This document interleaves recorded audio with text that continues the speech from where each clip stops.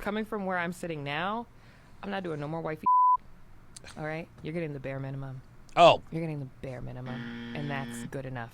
All right? And then you can unlock the rest. How exciting. You don't get to just have your cake and eat it too. You don't... Wait, unlock? What is this, a video game?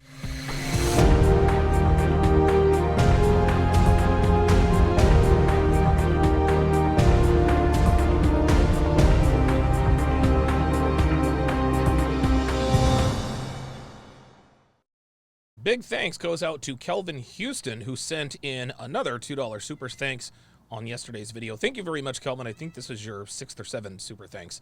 So thank you for your continued support.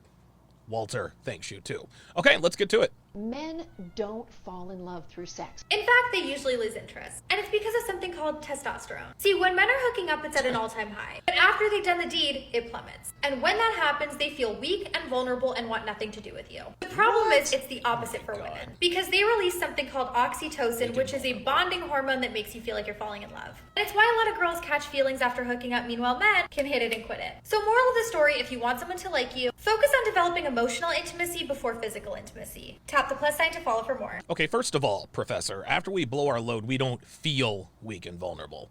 We are tired and don't want to be bothered. I don't know why women continue to make the mistake of comparing us to them.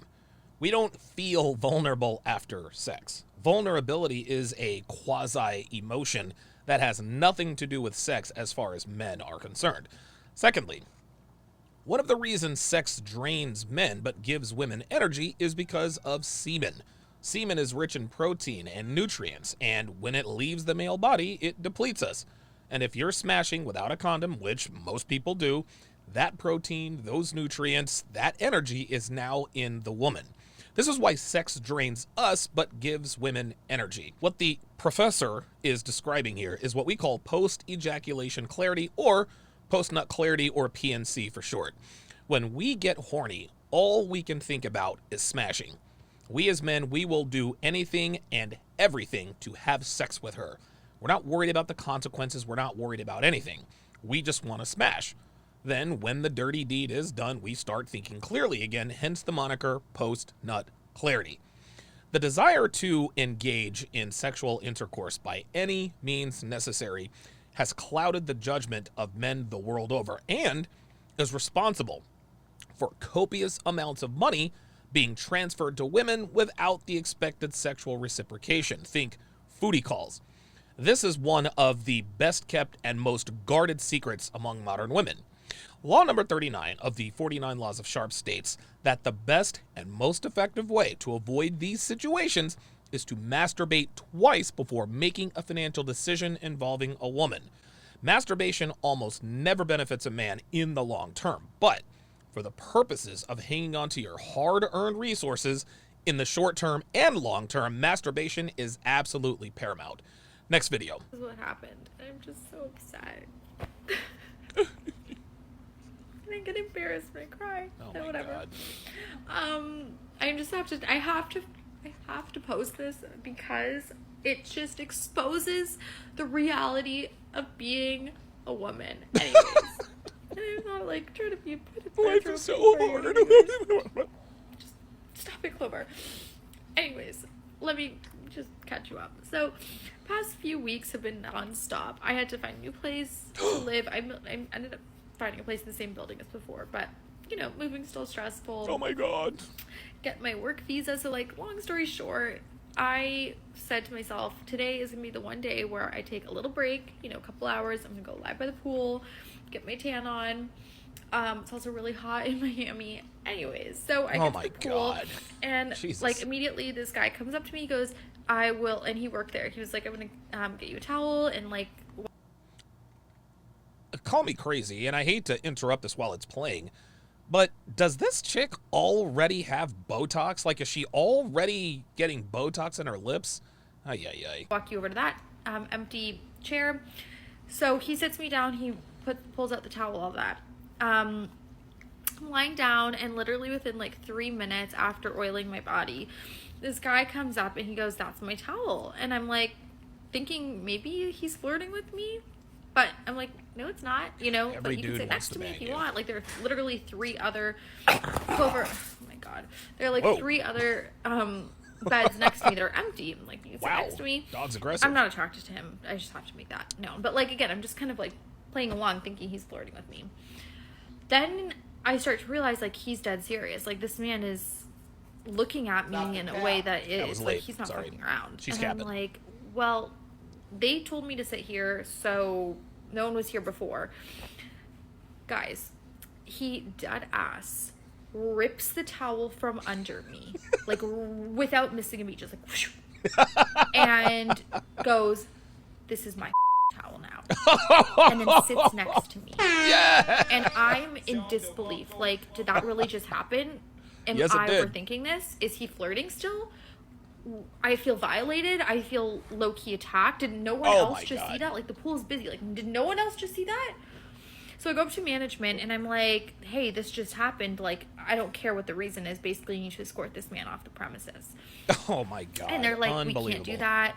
That's not our policy. I was like, well, what if I was, like, a pregnant woman, and he did that? And I, you know, or what if I was, like, a kid, and that happened? Or, but you're not. I don't know. What if, like, we just have morals and recognize that this is not morally how people should treat other people. Unbelievable. This is like such a violation of privacy, and I'm supposed to now just like sit next to him? Yes. What? Yes. And would this happen if I was like, I don't know, a 6'3"? She said at the beginning that this exposes the reality of being a woman. This is the problem with modern women.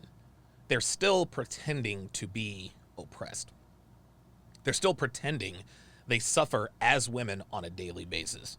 But as we all know, that is quite literally the opposite. There is not one right or privilege that we have as men that women don't also have. Shout out to Myron Gaines. He says that all the time. There are positively 0 advantages, 0 non-biological advantages that we have that women don't. There is nothing that we don't have the right to do that women don't also have the right to do. So the fact that she is complaining about this fake oppression is another case of a modern woman bitching about first world problems. Then she tried to convince us that the dude who confronted her about the towel was unattractive to her. She said she thought he was flirting, which gave her away. If that guy was really unattractive like she said he was, she would not have characterized the beginning of the interaction as potential flirting. Stop the cap. Modern women see interactions strictly through the lens of, would I smash him or would I not? Now, if she would smash him, he's flirting.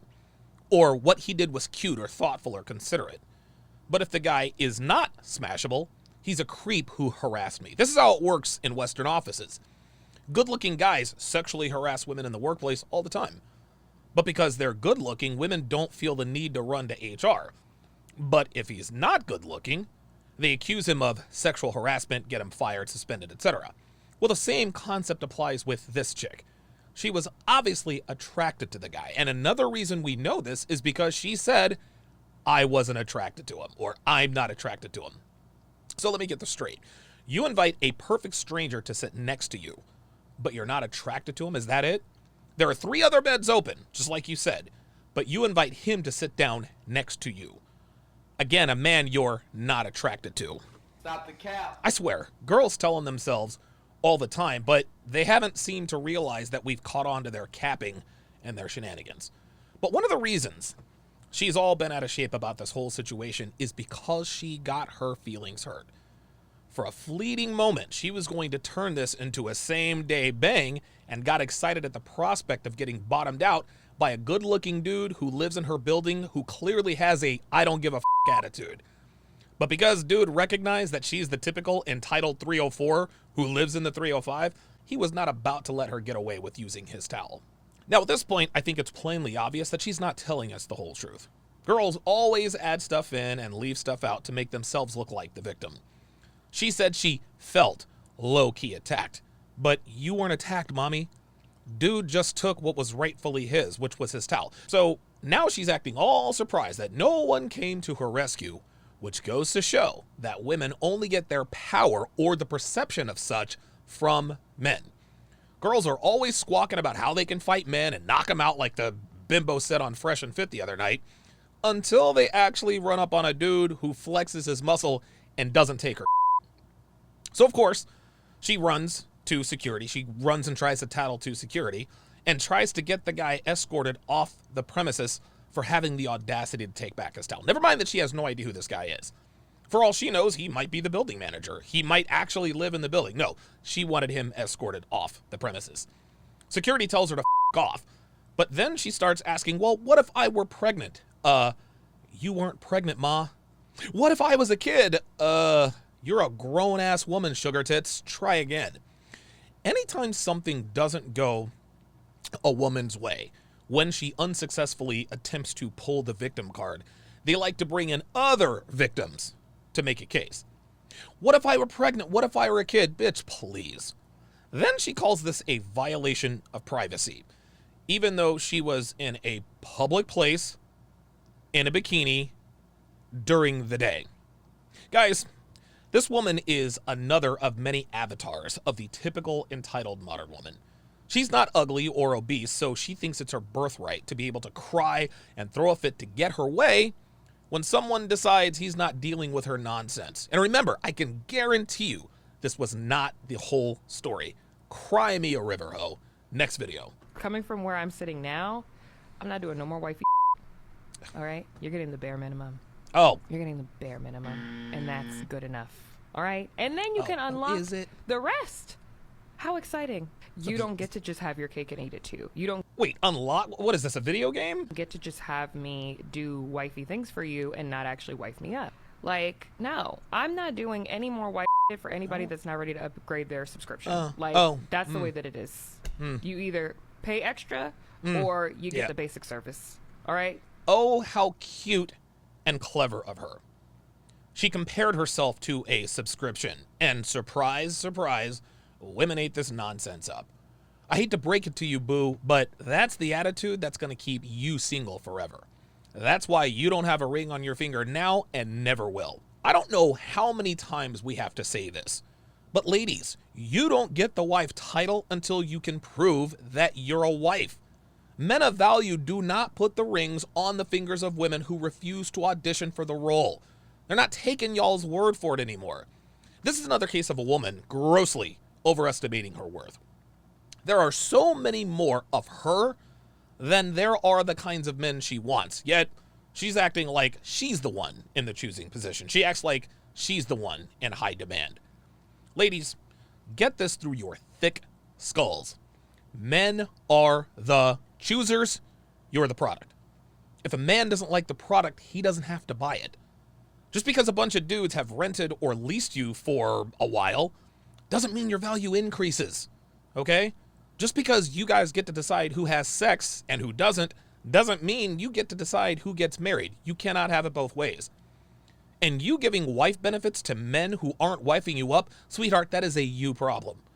Because you're either ignoring men when they tell you they're not looking for anything serious, or your definition of wife benefits is a lie. I guarantee you, this bitch doesn't know how to cook or clean. But she thinks giving him dome at the crib is wife benefit. Bitch, please. Dome at home is what gets you in the door, but it don't keep you in the house. F*** out of here with that. Plus, you can tell she's wearing Spanx and or a body shaper. Because if you look closely, you can see that her tank top is pinching her around the edges. Look at her shoulders and armpits. She's got like muffin tops on her shoulders and armpits. Look at her midsection. Muffin top. Her boobs are being compressed, right? You can tell she has ample bosom, but because she's wearing these Spanx, they're compressed, which is why they look terrible. Then, of course, she has lunch lady arms, which is a dead giveaway of a woman who is overweight. Before you can start making demands, the first thing you need to do, baby girl, is put down the cheeseburgers and hit the goddamn gym.